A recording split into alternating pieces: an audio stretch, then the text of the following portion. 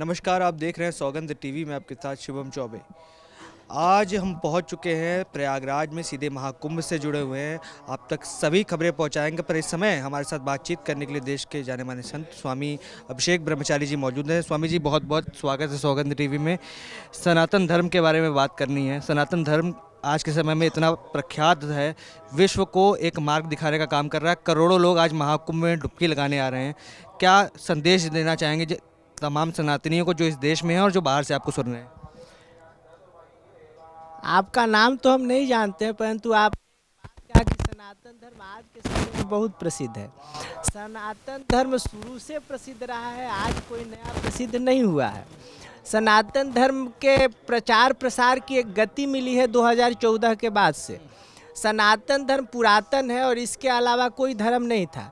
जैसे घी में घी शब्द ही प्रयुक्त है, परंतु जब बनावटीपना चलने लगा तो उसमें शुद्ध घी जोड़ दिया गया। उसी तरह धर्म एक ही है, उसमें सनातन धर्म जोड़ दिया गया और इस सनातन धर्म में सबका समावेश है। और बच्चा जब पैदा होता है माँ के गर्भ से तो वो सनातनी होता है। बाद में उसको किसी में ऐड किया जाता है, जैसे क्रिश्चियन वो पानी पिलाता है, जाके जब पादरी उसको पानी पिलाता है तो वो क्रिश्चियन बनता है और वो पहनाता है इस क्रास का चिन्ह। और हिंदू मुस्लिम का जो खतना होता है उसके बाद वो मुस्लिम बनता है। परंतु जब बच्चा पैदा होता है तो वो सनातनी होता है, उसका कोई वो नहीं होता है। सनातन धर्म में पैदा लेके बाद में पंथ मजहब रिलीजन में चले जाते हैं, पैदा बच्चा बस सनातनी होता है।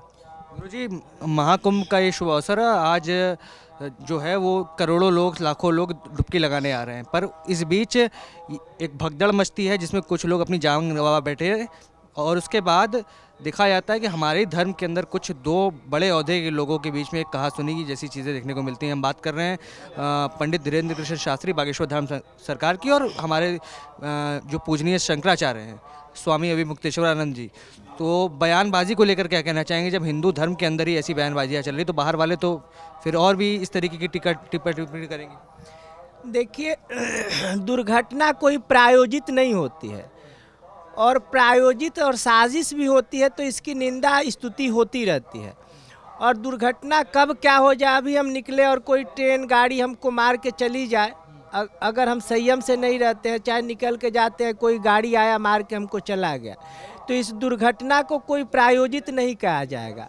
और घटना होने के बाद आलोचना और बयानबाजी एक दुर्भाग्यपूर्ण विषय है, और जो भी करता है उसको थोड़ा संयम रखना चाहिए, क्योंकि व्यवस्थाएं अवस्थाएं होती रहती हैं।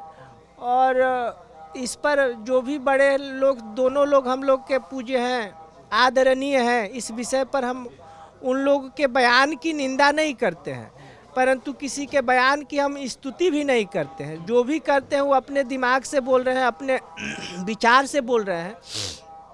और ज्योतिष पीठ की जहाँ तक बात है, हम लोग एक संयमी लोग हैं और शास्त्रानुकूल शंकराचार्य का अभिषेक मठा मनाए महानुशासन के रूप में शंकराचार्य जी करते हैं।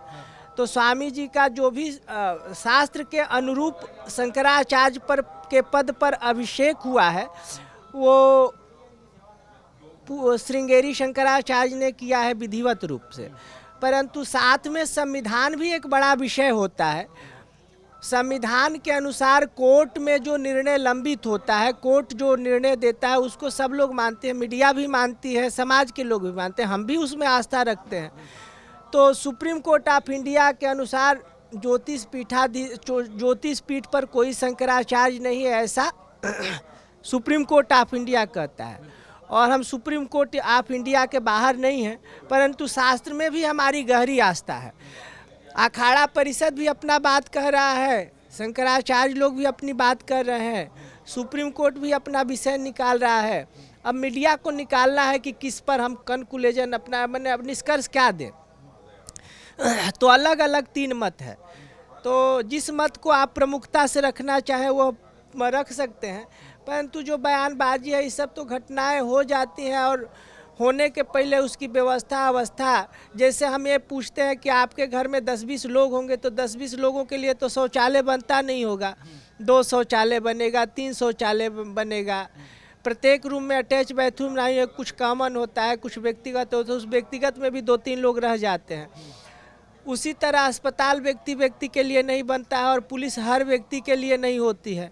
देखिए पत्रकारों को भी सुविधा देने का प्रयास किया गया, वो अब कोरोना आ गया तो कोरोना किसी ने बुलाया तो नहीं और उसकी निंदा की जाए कि इसका प्रयोजन करना चाहिए। बताइए कोई भगवान ने कुछ विपदा दे दी, अभी वो गिर जाए,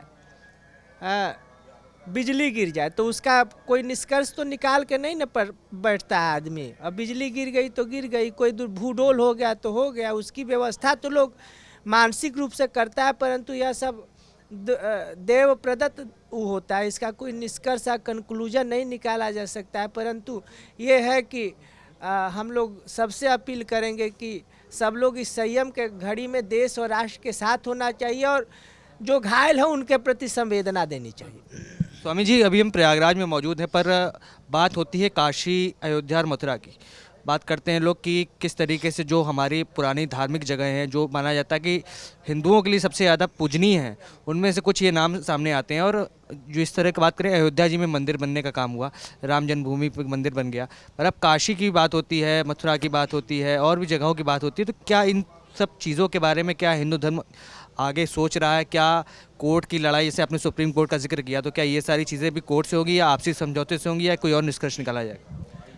देखिए, जब व्यक्ति का संपत्ति हरण होता है, जैसे आपका है, आपके भी पिता कुछ संपत्ति दिए होंगे जिस पर आपका अधिमौलिक अधिकार है, तो उस संपत्ति को पाने के लिए आप हर वह प्रयास करेंगे जो आपसे हो सकता है, और उससे नहीं होने के बाद भी दुस्साहस और प्रयास करेंगे कि हमको मिलना चाहिए। उसी प्रकार मथुरा और काशी हमारा मौलिक अधिकार है। श्रुतियाँ चिल्ला चिल्ला के कहती है कि काशी भगवान विश्वनाथ के त्रिशूल पर बसा हुआ है और नंदी वहाँ खड़े हैं और नंदी वहाँ विराजमान है। जो ज्ञानवापी मस्जिद कैसे हो गया? ज्ञानवापी का नाम हिंदू धर्म से और मस्जिद उसमें ऐड कर लिया गया। तो ज्ञानवापी भगवान शिव का, ज्ञानवापी कूप है, भगवान शिव का मंदिर है, तो हमारा है और हम लेके रहेंगे। मथुरा हम लोग चिल्ला चिल्ला के करते हैं कि कंस के विध्वंस करने हेतु भगवान ने कृष्णा अवतार लेके चक्र सुदर्शनधारी होके देश, राष्ट्र और समाज का उत्थान किया है, उद्धार किया है। उस प्रकार उनका जन्मभूमि है, वह हमारे आस्था का बहुत बहुमूल्य केंद्र है, जहाँ लीला पुरुषोत्तम भगवान कृष्ण अवतार लेते हैं। इस परिप्रेक्ष्य में जितना भी हमको अपने आप को नीचे गिराना हो या ऊपर गिराना हो, इसकी परवाह न करते हुए कृष्ण जन्मभूमि हमारा था, हमारा है और हमारा ही रहेगा। चाहे वो कोर्ट के माध्यम से हमको मिले, चाहे वोट के माध्यम से हमको मिले, चाहे सपोर्ट के माध्यम से मिले और चाहे नोट के माध्यम से मिले, जिस माध्यम से भी मिलेगा हम लोग लेंगे। अगर कुछ नहीं मिलेगा तो लाठी तो हमारे साथ है।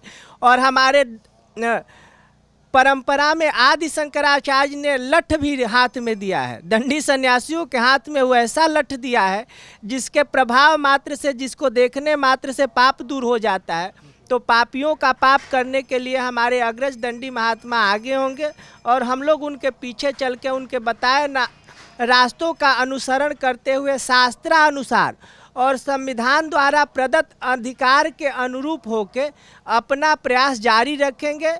और राम जन्मभूमि जैसे हमने अपने लेके, वहाँ भगवान राम वहाँ विराजमान है, करतल बाण धनुष अति सोहा, देखत रूप चराचर मोहा। भगवान कृष्ण, उसी प्रकार भगवान बाल कृष्ण भी वहाँ विराजमान होंगे।